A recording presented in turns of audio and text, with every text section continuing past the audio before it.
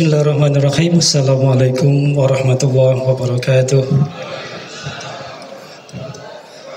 Innal hamdalillah nahmaduhu wa nasta'inuhu wa nastaghfiruh wa na'udzu bihi min shururi anfusina wa min sayyiati a'malina may yahdihillahu fala mudilla lahu wa may yudlil fala hadiyalah. Asyhadu an la ilaha illallah wahdahu la syarika lah wa asyhadu anna Muhammadan abduhu wa rasuluh. Allahumma salli ala sayyidina Muhammadin wa ala alihi wa ashabihi wa man tabi'a bisanin ila yaumiddin. Yang kami hormati Ketua IPA Surakarta, saudara kami Bapak Dr. Haji Zainal Zain yang betul-betul hatinya selembut salju. Juga yang kami cintai. Yes, itu Bu. Juga yang kami cintai saudara semuanya, relawan IPA Surakarta. Alhamdulillah di siang hari ini betul-betul kami berbahagia, kami senang bisa bertatap muka, bisa meneruskan silaturahim ini. Mudah-mudahan silaturahim kita terus terjaga sampai nanti di surganya Allah Ta'ala. Amin ya rabbal alamin. Sebetulnya pakai juga ya. Ini mau ngasih apa itu halal bihalal, atau si halal bihalal. Ini podo nguyai segoro.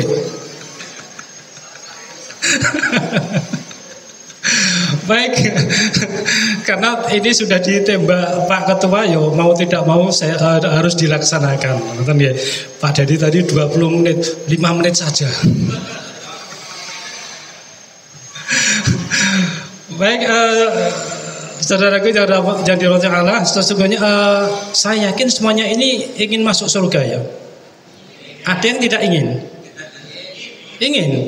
Yang ingin masuk surga coba angkat tangannya. Wah semuanya. Masya Allah, amin. Mudah-mudahan nanti kita bersama-sama. Tapi saya juga ingin bertanya kepada teman-teman semuanya, yang punya dosa siapa? Wah, punya dosa. Banyak enggak dosanya? Banyak. Panjenengan ngaku sendiri dosanya banyak. Pengen masuk surga. Kira-kira pripun nih? Oh, kaya apa umrah pengen murah. Nggih. Dosanya banyak pengen masuk surga. Masuk akal enggak? Masuk akal, nggih. Tapi gini, untungnya kemarin kita sudah puasa Ramadan. Yang puasa Ramadan siapa kemarin? Semuanya nggih. Kan Rasulullah ngendika, "Man shoma Ramadana imanan wa ihtisaban, ghufira lahu ma taqaddama min dzambi." Sapa sing puasa Ramadan kanthi iman lan ihtisaban, Allah badhe paring pangapura. Jadi insya Allah setelah Ramadan dosa kita diampuni atau enggak? Diampuni. Nah, alhamdulillah nggih. Nah, tetapi juga di hadis yang lain nggih, man qoma ramadhana imanan wa ihtisaban ghufira lahu ma taqaddamat min dzambi. Sapa sing qoma mendirikan salat apa? Malam dengan iman dan ihtisaban, Allah juga akan ampuni dosa-dosanya yang telah lalu. Jadi insya Allah setelah kita berpuasa berarti dosa-dosa kita sudah diampuni. Maka ketika kita bertemu atau mengucapkan kepada teman, kita ucapkan apa? Ada yang mengucapkan minal aidin wal faidin. Tapi sebetulnya itu kata yang kurang lengkap. Yang lengkap apa? Ja'alana Allahu wa iyyakum minal aidin wal faidin. Yes, ja'alana Allahu, semoga Allah apa menjadikan kita ini wa iyyakum dan kalian semua minal aid, yaitu menjadi orang-orang yang kembali. Artinya apa? Kembali suci. Wal faiz, dan orang-orang yang meraih kemenangan setelah 1 bulan berjihad melawan hawa nafsu. Maka ini setelah Ramadan kita itu insya Allah menjadi orang-orang yang diampuni. Jadi sangat senang sekali. Maka ketika jenengan sudah bisa mendapat ampunan dari Allah, ketika tadi mengharapkan surga, insya Allah peluangnya besar. Jadi urusan kita dengan Allah itu mudah. Ketika kita berbuat salah, kita bertobat, Allah ampuni. Ketika kita berbuat salah, kita berbuat kebaikan, Allah akan ampuni dosa-dosa kita. Yang sulit itu apa? Urusan dengan siapa? Dengan manusia. Ya, dengan manusia. Karena urusan dengan manusia itu perlu dihalalkan. Ini perlu dihalalkan. Maka ulama Indonesia itu luar biasa, mempunyai ide apa? Halal bihalal. Saya membaca mencari apa asalnya kata halal bihalal. Ternyata halal bihalal itu halal itu dari bahasa Arab halala. Yang artinya apa? Yang artinya itu mengurai benang yang kusut. Benang yang kusut lalu diurai, diluruskan lagi, akhirnya menjadi lurus dan siap untuk dipintal. Maka ketika orang-orang Arab mereka ada suatu masalah, kemudian masalah itu diurai, sudah bisa selesai, mereka akan mengatakan apa? Apa? Al-hillu muskila. Semuanya sudah selesai, sudah dapat diurai, tidak masalah lagi. Nah, harapannya dengan halal bihalal ini kita sesama kita juga bisa mengurai masalah kita. Kenapa? Karena ada suatu kisah bahwasanya suatu ketika Rasulullah SAW sedang mengadakan halaqah dengan para sahabat. Di tengah halaqah itu tiba-tiba Rasulullah SAW beliau nampak wajahnya itu sedih. Kemudian tidak lama kemudian Rasulullah menangis. Setelah menangis kemudian tersenyum. Niki aneh napa mboten? Pak Lukman nak kinten-kinten jenengan mirsani Pak Mufti kok sedih terus menangis tiba-tiba terus tersenyum. Kira-kira piyai ini pripun iki? Wah perlu digone RSD nih. Lah kemudian sahabat ini bertanya, termasuk yang paling kendel itu Umar tadi yang disampaikan ketua kita. Umar itu kan orang yang pemberani ya. Dia bertanya kepada Rasulullah, ya Rasulullah, kenapa engkau kok bersedih lalu menangis tiba-tiba tersenyum? Maka kemudian Rasulullah sampaikan, wahai sahabatku, sesungguhnya tadi Allah memperlihatkan sesuatu yang sangat-sangat luar biasa. Yaitu apa? Ada dua orang hamba Allah yang dia itu duduk bersinggung di hadapan Allah. Ini pada saat hari besok hisab. Hari hisab. Jadi kan kita ini besok semuanya akan mati. Leres nama betul? Leres gitu? Ada yang tidak mati? Mati sedaya. Setelah mati kita akan dibangkitkan. Percaya semuanya? Percaya, akan dibangkitkan. Dan besok kita akan dibangkitkan dalam kondisi telanjang. Pripun Pak Nasir? Dibangkitkan dalam kondisi telanjang. Ya, dalam kondisi telanjang, usianya berkisar 30 sampai 35 tahun. Lalu tidak memakai alas kaki. Loh, apa kita nggak malu kok telanjang? Jadi di Rasulullah itu tidak ada rasa malu lagi. Kenapa? Karena orang-orang sibuk memikirkan dirinya sendiri, sibuk memikirkan nasibnya sendiri. Maka ketika itu ada dua orang yang menghadap kepada Allah, duduk bersimpuh. Lalu satu orang ini, katakanlah antara Pak siapa ini? Pak Witono dan Pak Joko, karena bersebelahan. Nah, Pak Witono mengadukan kepada Allah.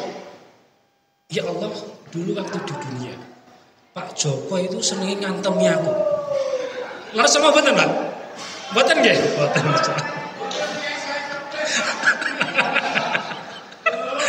Kene ngantemi aku. Wong kula nanti ketemu teng dalan ibu-ibu boten napa-napa diantemi. Ngoten HP kula dirampas. Saniki ya Allah, kula badhe nuntut balas. Kula nyuwun kisos. Loh, wahai hambaku, wahai Pak Witono, itu Pak Joko itu sudah tidak punya apa-apa. Kebaikannya sudah habis diambil orang-orang yang dulu lebih lebih dulu menuntutnya, sudah gak punya apa-apa.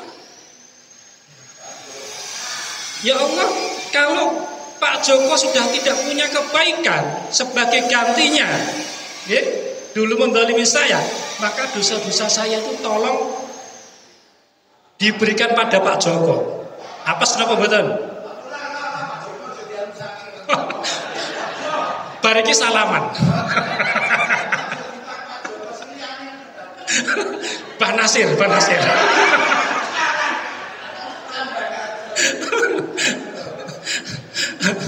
Lalu saat sampai di sini tuh Rasulullah kemudian menangis.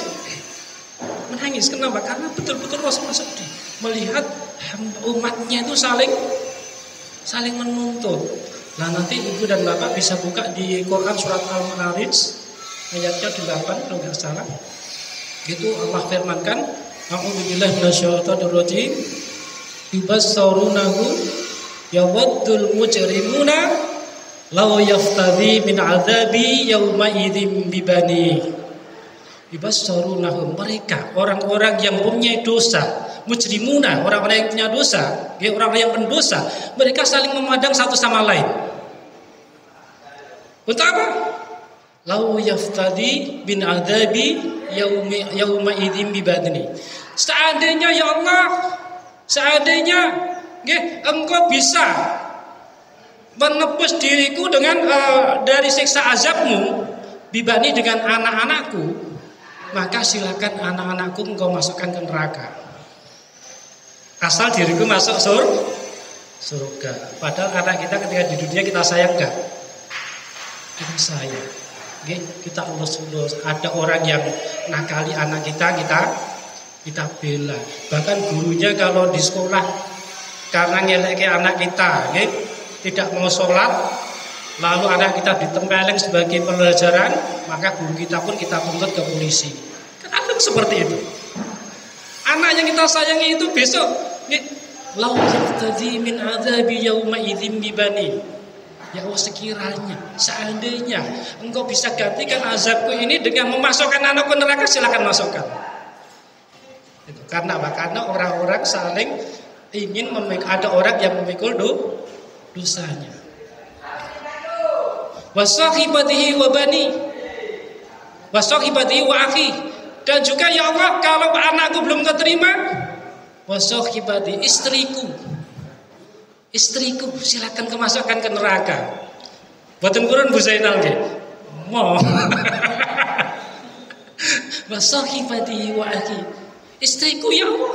Kalau istriku belum keterima, wa akhi, saudara-saudaraku silakan masukkan ke neraka ya Allah.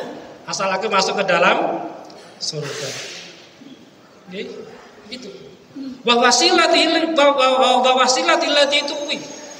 Dan seandainya kau belum terima istri dan keluargaku dan saudaraku, silakan keluargaku semua yang di dunia itu membelaku, yang melindungiku, silakan masukkan ke neraka. Asal aku masuk ke dalam surga. Dahsyatnya itu. Lalu dilanjutkan, memang fil ardi jami'an yunji. Dan kalau belum kau terima ya Allah, silakan seluruh dunia, orang seluruh dunia ini kau masukkan ke neraka asal aku masuk surga. Kita nomor. Itulah dahsyatnya berasa itu. Maka Rasulullah ketika itu betul-betul menangis, mencucurkan air mata, menangis, melihat umatnya saling menuntut. Kurang 5 menit Pak, insya Allah. Nah kemudian setelah itu Allah lalu perlihatkan kepada dua orang hamba tadi yang saling menuntut. Wahai hambaku, lihatlah ke atas. Lalu Allah tampilkan di atas itu apa? Sebuah layar raksasa yang di situ Allah tampilkan bangunan-bangunan yang sangat indah, ada pohon-pohon yang sangat hijau, lalu di bawahnya ada sungai-sungai. Dan bangunannya terdiri dari emas dan perak. Lalu orang ini pun bertanya, ya Allah, itu di mana itu? Dan siapa yang bisa membelinya ya Allah? Apakah para rasul, apakah para nabi, apakah para tabi'in, apakah para syuhada, apakah orang-orang soleh yang bisa membelinya ya Allah? Maka Allah pun menjawab, wahai hambaku, sesungguhnya engkau bisa membelinya. Jawab Allah. Lalu orang ini bertanya lagi, ya Allah, dengan apa aku membelinya?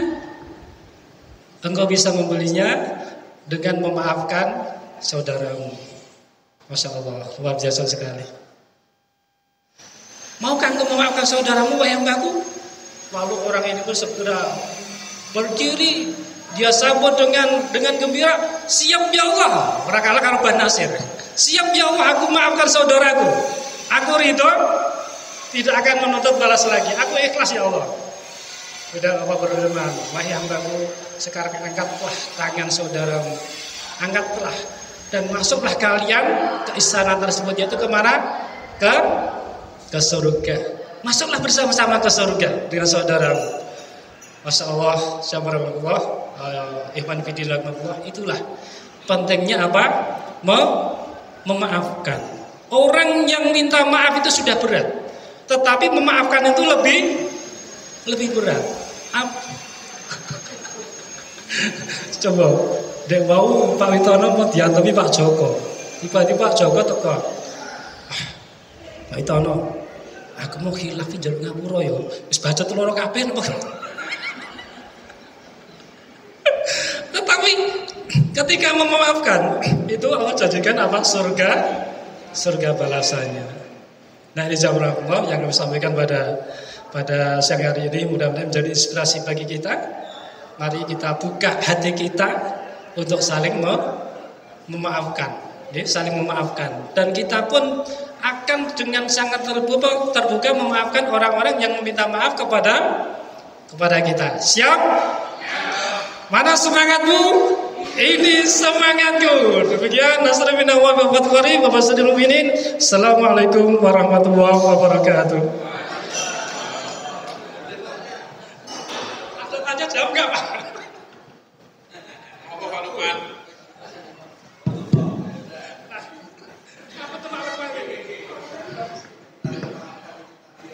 Ya, terima kasih Pak Haji yang sudah beri semangat kepada kita semuanya.